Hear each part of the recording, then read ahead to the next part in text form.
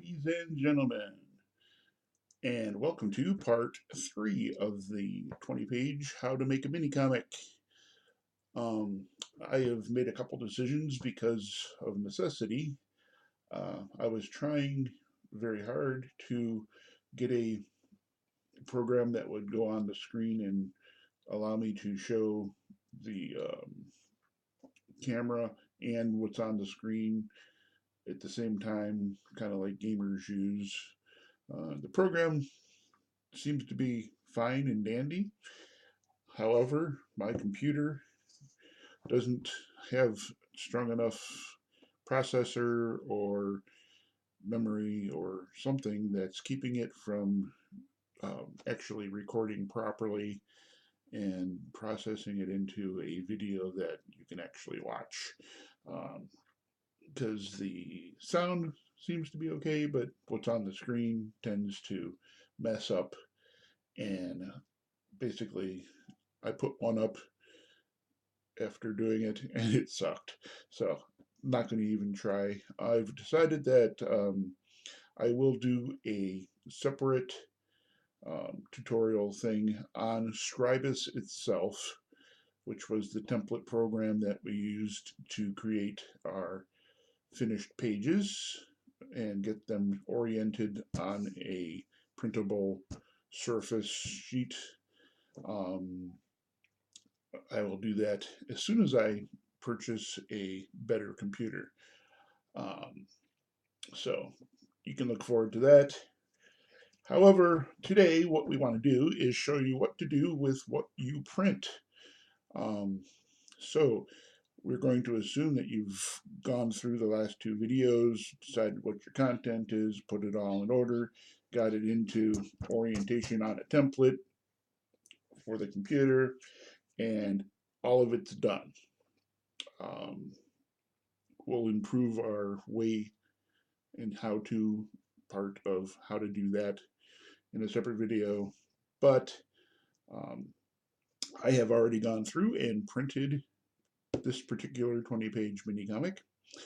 I wanted to make a couple comments about the actual printing. I'm using an Epson ET4500. It's an inkwell printer, so it does not have ink cartridges. It's got a well for each color of the CMYK, um, and those just get refilled with cheap ink. In fact, I just went and bought 3 black refills and one each of the 3 color ones, and the total plus shipping to this house is going to be like 30 bucks.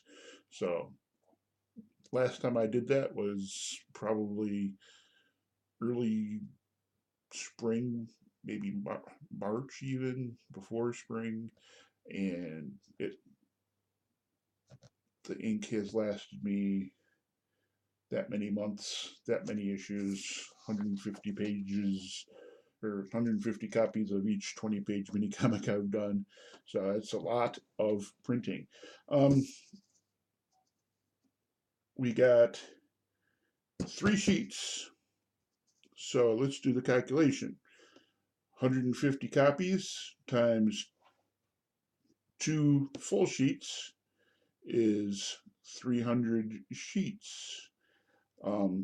The middle sheet, as we described, has the same top and bottom, so we only need half as many of those. So it's 375 sheets of paper that we're going to use for printing the mini comic. I always tend to print just 50 copies at a time. I'll print 50 of the cover, then I keep looking and make sure as it's printing that no lines start to form in the color, which means there's a print head problem or anything like that. So I want to make sure it stays clean and free of that. After 50 copies, I'll go ahead and run the printers head cleaner program just to make sure it stays clean throughout the printing of all those copies, because you have to realize that 300 sheets of paper is actually 600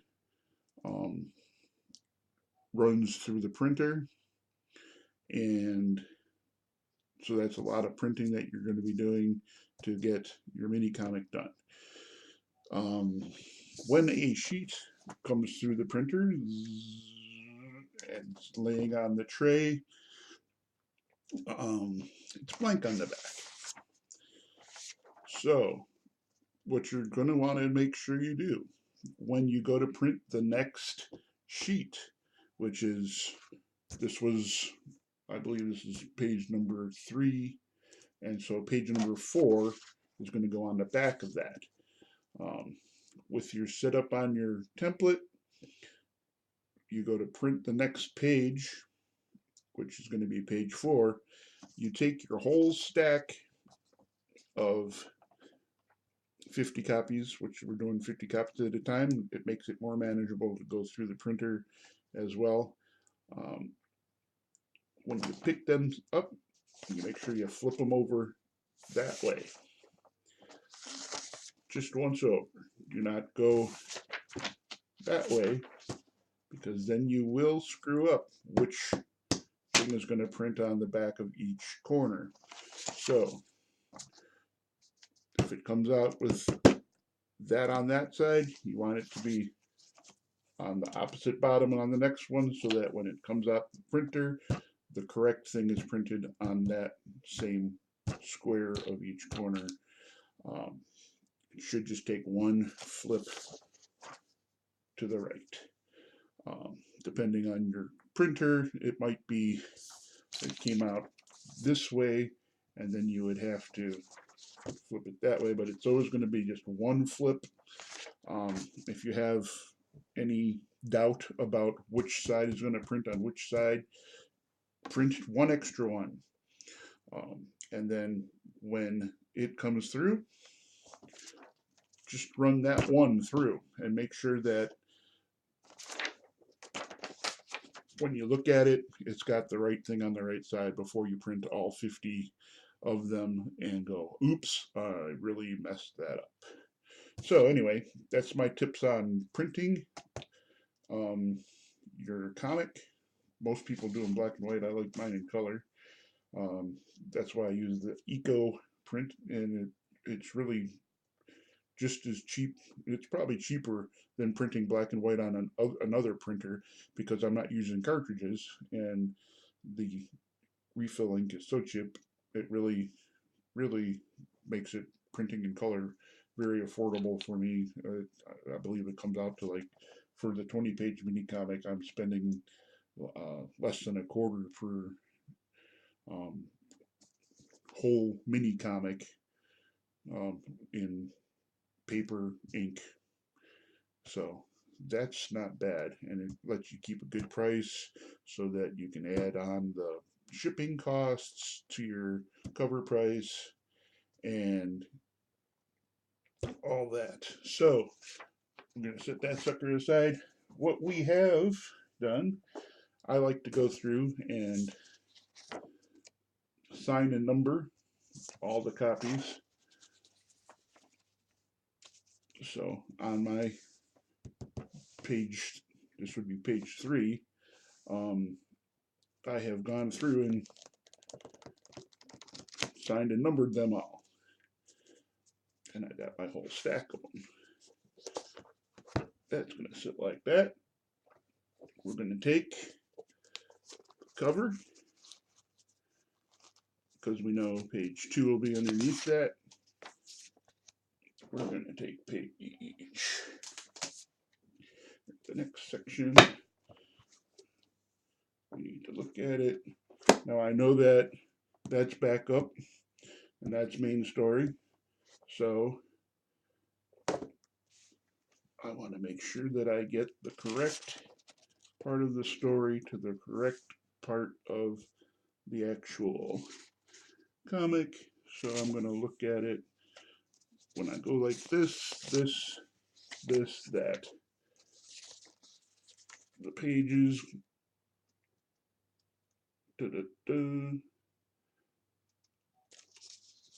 are in the correct order, which that seems to be correct.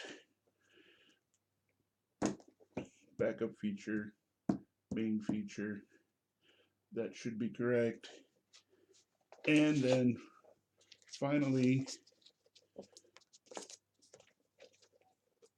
end of story and text pages after that. So I got those set up. Move my keyboard out. I'm going to be sitting here and going through them one by one. Hold that. Before I go back, I'm going to show this real quick. Obviously, I've already cut all my sheets on my paper cutter. I'm going to see if this shows well. Paper cutter, you take a sheet of paper, slide it through. I make a little mark right here at 5.5, because 5.5 is exactly the center of one 8.5 by 11 sheet of paper. Some of these things, this groove used to have a little plastic thing that goes in it. I got rid of it long ago because it always moved a little bit every time it would get touched, and I didn't find it reliable as far as keeping my back corner. I just make a mark and I look at the line and line it up that way, then slice. So my tip is that.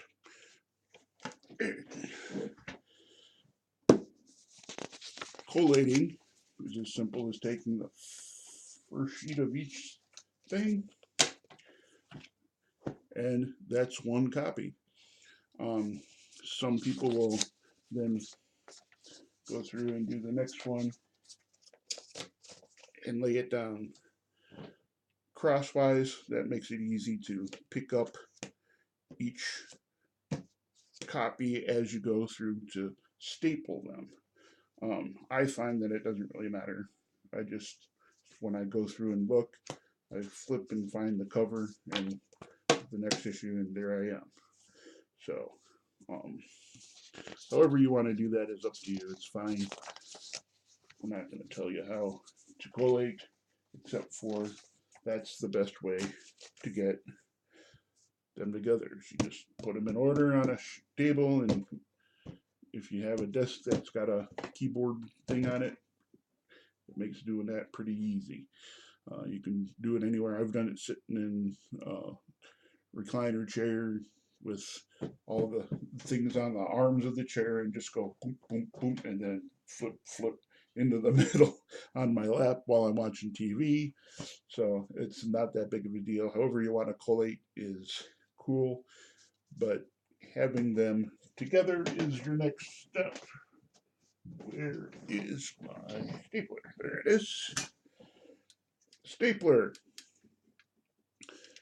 This red thing is the important thing. It's a long arm stapler, so I can go all the way to a foot in on something if I want.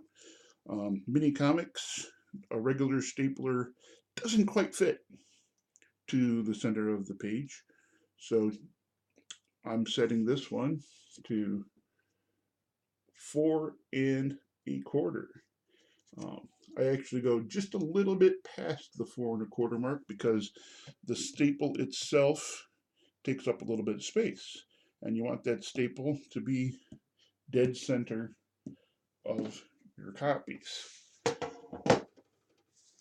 So let's take one copy.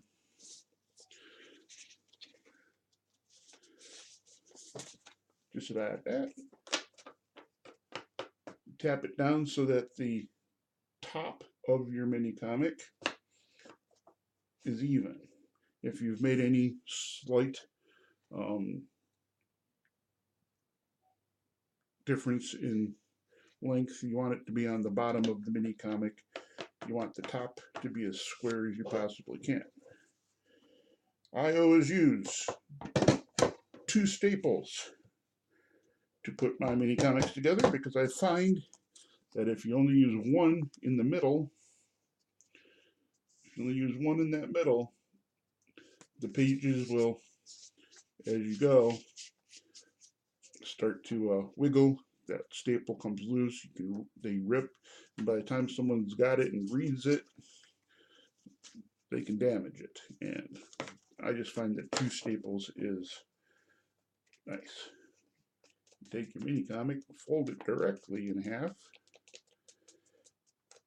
Now, when I go through all of these, get them all collated, I'll put them and staple them all before I fold them. And I'll then do probably 5 at a time, folding, and then take them apart and finish their binding side after that. You want to get it as straight and nice as you possibly can. So until you've really done it a number of times, you might want to just do them one at a time. That's fine. But that is a finished mini comic. That is what will be sent to somebody to read. Or in this case, I'm going to be giving a lot of these away for Thanksgiving, for not Thanksgiving, for Halloween. Um, anyway, that is basically